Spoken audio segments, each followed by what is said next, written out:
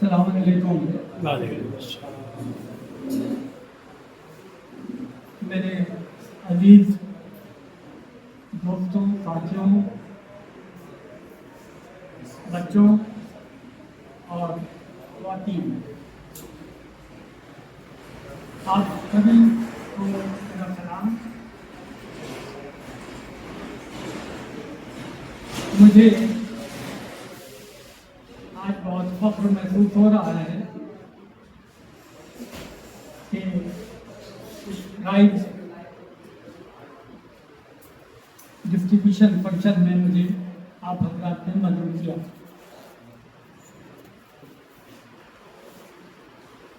ये हकीकत है कि उड़ान अकेडमी जब से मुमकिन है कि यहाँ आने के पहले भी इनका काम जारी रहा हो, मुझे इल्म नहीं, मगर जब मेरे नॉलेज में आया तो मैंने असलम साहब से कहा कि भाई ठीक है, अगर कोई भी उनकी खिदमत करना चाहता है तो जो कुछ भी हमारे पास सहूलत हो सकती है वो हम देने के लिए तैयार हैं। और इस तरह ये प्रोग्राम की शुरुआत हुई। मुझे इल्म है इसके कबल भी 2 अदद इस तरह के फंक्शंस उड़ान अकेडमी ने अरेंज किए और शुरू से मुझे बुलाया जा रहा था, मैं किसी न किसी वजह से इनवाइट कर रहा था। बहरहाल ये आप लोगों की बड़ी मोहब्बत है और हमारे बुजुर्गों की शफकत है कि मुझे मजबूर होना पड़ा।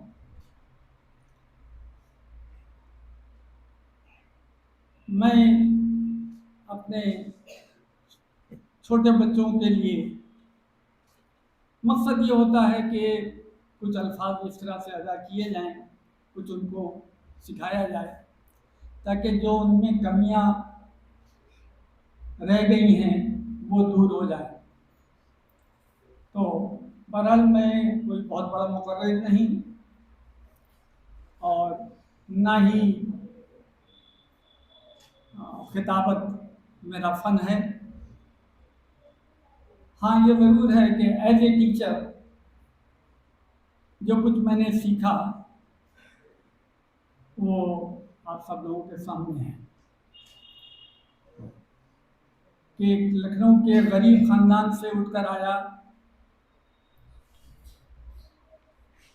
और ANU में प्रोफेसर होना यकीनन बायस इज़्ज़ो शरफ होता है।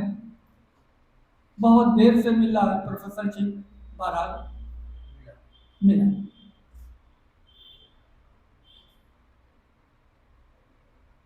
मैं इसके पहले की चंद कमियां और बताना चाहता हूँ। आपको सुनकर ताज्जुब होगा कि मैं एक गरीब ख़ानदान से ताल्लुक़ रखता था। हाँ, उतना भी गरीब नहीं जितना चाय वाला। तो उस ज़माने में AMU में एडमिशन्स के फॉर्म्स फ्री पड़ते थे और MBBS, इंजीनियरिंग कॉलेज, डिप्लोमा, ग़ालिबन मुमकिन है एक आध कोर्स और उसका कॉम्पिटिटिव एग्जामिनेशन होता था। BA, BSc, BCom, MA, MSc, MCom वगैरह के कोर्सेज में कॉम्पिटिटिव एग्जामिनेशन नहीं होता था। खैर, BSc इंजीनियरिंग में एडमिशन के लिए मैंने किसी ने मुझे फॉर्म दिया लखनऊ में और मैंने उसे फिलअप किया।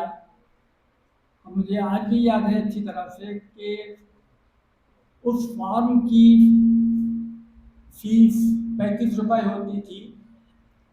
चेक या ड्राफ्ट के जरिए भेजना होता था पेशगी, और मेरे पास या मेरे वालिदैन के पास 35 रुपये नहीं थे।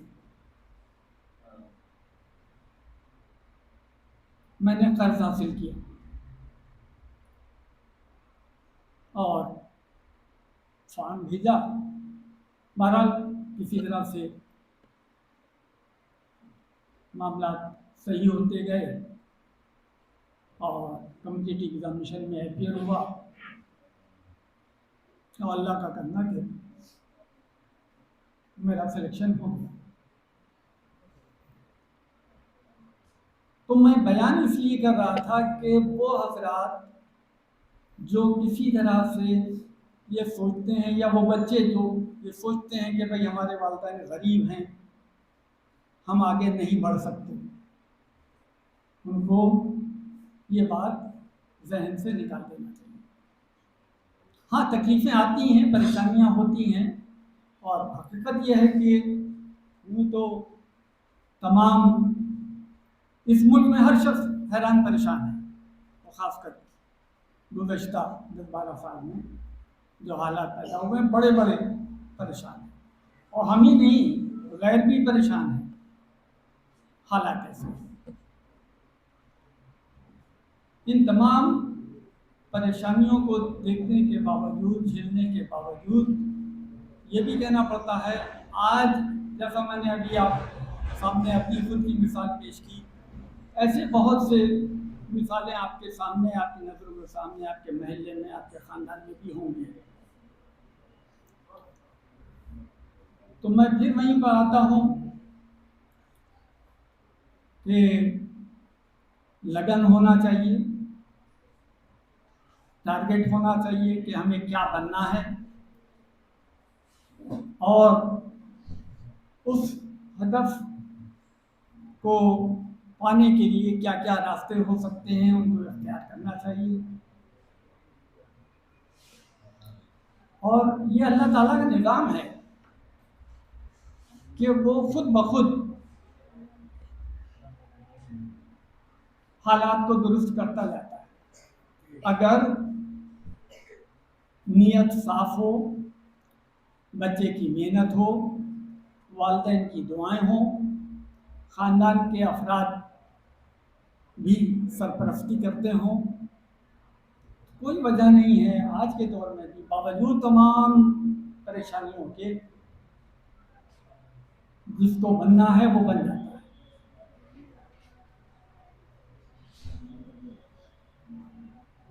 मगर शर्त यही है कि पहले बच्चा खुद अपना हदफ तय करे, वालिदैन सपोर्ट करें, आगे रास्ता साफ होता रहता है। अब दूसरी बात मैं और कहना चाहूँगा, इत्तेफाक की बात ये, कि जैसा मैंने कहा था कि मैं लखनऊ से गरीब ख़ानदान से, तो मैं सोच भी नहीं सकता था कि अलीगढ़ जाऊँगा। उस ज़माने में भी, यानी 72, 73, 74 में हॉस्टल का खर्चा एवरेज स्टूडेंट का कुल 250-300 रुपये होता था। वो अरेंज करना हमारे लिए मुमकिन नहीं था। अंजुमन वजीफ़े सादात व मोमिनीन का मैं कर्जदार रहा, उनसे वजीफ़ा लिया, मगर जहन में ये था कि हाँ, इस पैसे की, हाँ, ये हम कर्ज ले रहे हैं, कर्ज हंसना, और इसको हमें अदा करना है।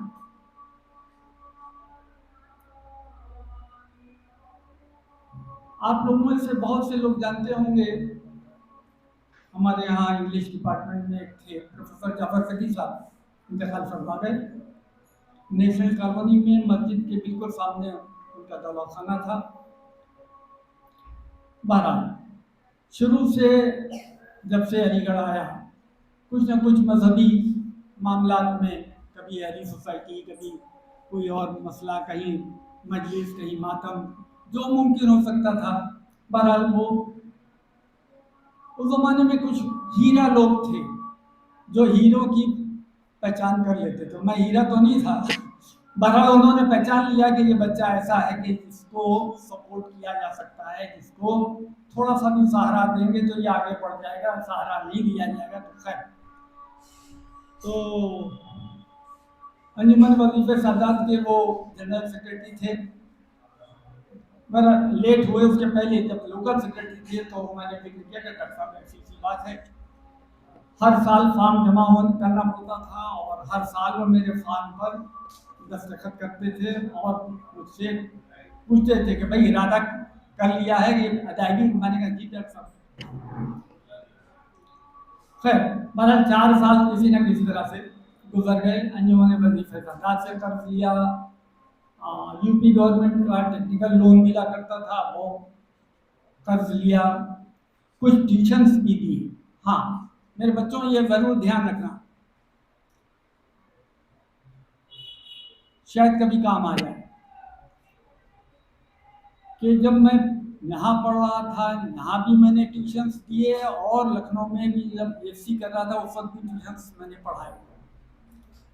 तो जो बच्चा जो कोई भी ट्यूशन पढ़ाता है उसको पढ़ाने के लिए पहले खुद पढ़ना पड़ता है। तो ये मेरा प्रैक्टिकल एक्सपीरियंस है कि मेरी नॉलेज में दिन ब दिन इजाफा होता गया। हाई स्कूल इंटरमीडिएट के लेवल के बच्चों को मैथमेटिक्स और साइंस वगैरह मैंने पढ़ाई, उससे मेरी बैकग्राउंड इन सब्जेक्ट्स की बहुत साउंड हो गई और यही वजह थी कि हमारा कम्पिटिटिव एग्जामिनेशन हम क्रॉस कर पाए। खैर, तो जाफर फकीर साहब ने बेचारे ने काफ़ी ध्यान रखा मेरा। और हाँ, जिसकी मैंने जिक्र किया 4 साल तो गुजर गए। एमटेक में मेरा कम्पिटिटिव एग्जामिनेशन हुआ। एमएससी इंजीनियरिंग उस ज़माने में कहा जाता था और वो भी आसान नहीं होता था बहरहाल। तो उस ज़माने में एमएससी इंजीनियरिंग के स्टूडेंट्स को JRF junior research fellowship UGC की 400 रुपये पर मंथली मिला करती थी। तो मेरा एडमिशन हो चुका था एमटेक में और जाफर फकीर साहब एक दिन कहीं मिले, कहेंगे कि मियाँ आप क्या कर रहे हैं। बहुत साफ शुष्ता उर्दू बोलने वाले, बहुत मोहब्बत। हकीकत यह है ऐसे लोग सोसाइटी में नहीं हैं। खैर, तो कहने लगे कि आप क्या क्या कर रहे हैं। मैंने कहा साहब एमटेक कर रहा हूँ। कहेंगे स्कॉलरशिप मिल रहा होगा। मैंने कहा हाँ। कहेंगे तो फिर अंजुमन के पैसे की अदायगी शुरू कर दीजिए। मैंने कहा डॉक्टर साहब उसमें तो सही तौर पर ये कहा गया है और ये लिख के देता है कैंडिडेट कि जब कभी मैं बरसरे रोजगार हो जाऊंगा उस से अदायगी शुरू कर दूंगा। मैं तो नहीं बरसरे। उनका एक जुमला उसने मेरी आंखें खोल दी। फरमाने लगे मियाँ शुक्र करो 400 रुपए की लोगों को सर्विस नहीं मिल पा रही, तुमको तो स्कॉलरशिप मिल रहा है। तो ये हकीकत है कि मेरी आंखें खुल गई और फिर मैंने कभी 50 रुपए, कभी 100 रुपए, कभी जितना जमा हो गया। सर्विस हासिल करने के पहले पहले तकरीबन 8 या 10 हज़ार का खर्चा मेरा कर्जा हो रहा था अंजुमन का। मैंने सब तो फिर वहीं आ रहा हूँ बेटा। बच्चों ध्यान रखो कि पहले अपना हदफ तय करो, मेहनत करो और अल्लाह से लौ लगाओ और नमाज की अदायगी करो। नमाज की अदायगी करोगे उससे गिड़गिड़ा के मांगोगे, यकीनी तौर पर तुम्हारी दुआ कबूल होगी, रास्ते नए नए रास्ते खुलेंगे और तुम अपने रास्ते में धीरे धीरे कामयाब होते चले जाओगे। यहाँ पर मुझे अल्लामा इकबाल का एक शेर याद आ रहा है। फरमाया है यकीन मोहकम अमल पे हम मोहब्बत फातिह आलम। पहले यकीन कर लो, यकीन मोहकम अमल पे हम, और उस रास्ते पर जाने के लिए मुसलसल अमल करते रहो, कोशिश करते रहो।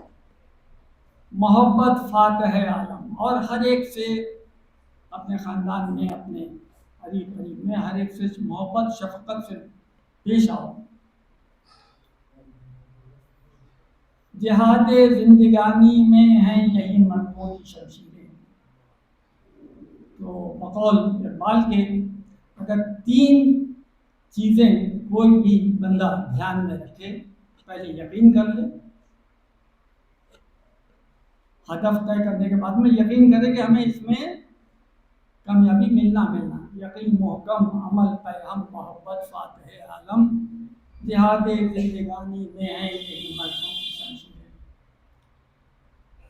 अल्लामा इकबाल का एक शेर और जहन में आ गया इत्तेफाकन, हालांकि हमारे डॉक्टर साहब मौजूद हैं, इनके सामने जबान हिलाते हुए कुछ अजीब सा महसूस हो रहा है।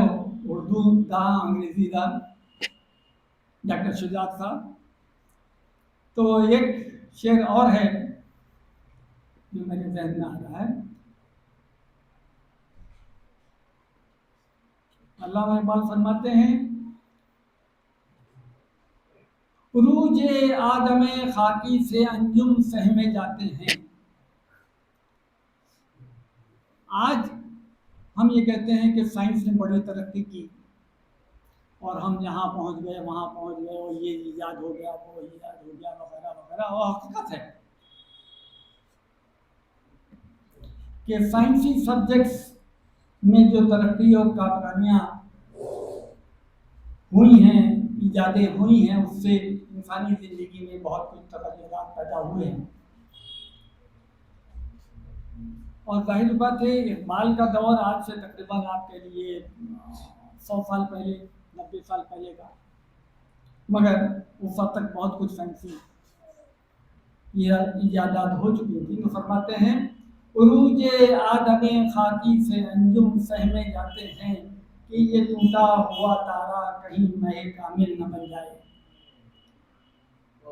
तो मेरे बच्चों, मेरे साथियों, इस दुनिया में कोई भी चीज़ नामुमकिन नहीं, कोई भी चीज़ नामुमकिन नहीं। और हकीकत ये है कि उड़ान एकेडमी एक कोशिश है, शुरुआत है, जो बहुत लेट हुई हमारी सोसाइटी में। अगर आप देखें, आज से 30 साल 40 साल पहले जो कॉम्पिटिटिव एग्जामिनेशन वगैरह की तैयारी के लिए लोगों ने बड़े बड़े इदारे कायम किए, उससे सोसाइटी का भी फ़ायदा हुआ और उनका खुद का ज़ाती फ़ायदा भी हुआ। लोगों ने बड़ी बड़ी एम्पायर बना ली। खैर, अल्लाह का शुक्र है कि कम से कम हमारे उड़ान एकेडमी के लोग किसी भी तरह से ज़ाती मुनफ़ात, या उसे कहना चाहिए कि कोई ऐसा इदारा नहीं बनाना चाहते जिससे सोसाइटी पर बोझ बहुत ज़्यादा पड़े। और हम लोग भी, यानी हय्या अल फलाह सोसाइटी भी इसीलिए मदद के लिए आगे बढ़ रही हो, और इंशाअल्लाह आइंदा भी हम लोग जो मुमकिनात हो सकता है करेंगे। इन तमाम बातों के बावजूद आखिर में मैं आप सबसे दुआ का दरख्वास्त गुज़ार हूँ। जाहिर बात है कि अब मेरी भी उम्र इस वक्त 73 साल हो चुकी है, और मैं हय्या अल फलाह सोसाइटी से 84 से जुड़ा हुआ हूँ। बहुत नशे व फराज देखे ज़िंदगी में। अंजुमन वजीफ़े सादात मोमिनीन से भी जब स्टूडेंट था उस वक्त से जुड़ा हुआ हूँ, यानी तकरीबन आप कह लीजिए 79 और 78 अंजुमन के वसूलियाती के लिए तो मैं नहीं जाता था, मरहूम फैसल हुसैन साहब जाते थे, पैसा वसूल करते थे, मेरे पास आते थे, अकाउंट्स में तैयार करता था, जाफर ज़की साहब को हैंड ओवर करता था। ऑफिशियली मैं अंजुमन के प्लेटफार्म पर गुज़श्ता 10-12 साल से, इसके पहले कभी मैंने अपने को शो नहीं किया। तो बस एक जुमला और कहूँगा कि जो लोग, या हमारे उड़ान अकादमी के लोग हैं, जाहिर बात है कि ये खिदमत कौमी है, जो लोग अंजाम दे रहे हैं उनसे पूछिए। तो जो बच्चे अपने जहन में ये सोच के आगे आए कि हम ने यहाँ से फ़ायदा उठाया है, हम अपने छोटे बच्चों का, अपने आने वाली जनरेशन का हम ख्याल करें। तो इस तरह से सोसाइटी बनती है। सोसाइटी जो है वो, society is a group of people. तो अगर अच्छे जहन, अच्छे तबीयत, अच्छे मिजाज के लोग आगे बढ़ेंगे तो सोसाइटी में भी डेवलपमेंट होगा और नए नए तगल्लुरात सामने आएंगे। और मुझे उम्मीद तो यही है कि इंशाल्लाह आइंदा बड़ी कामयाबी मिलेगी। आखिर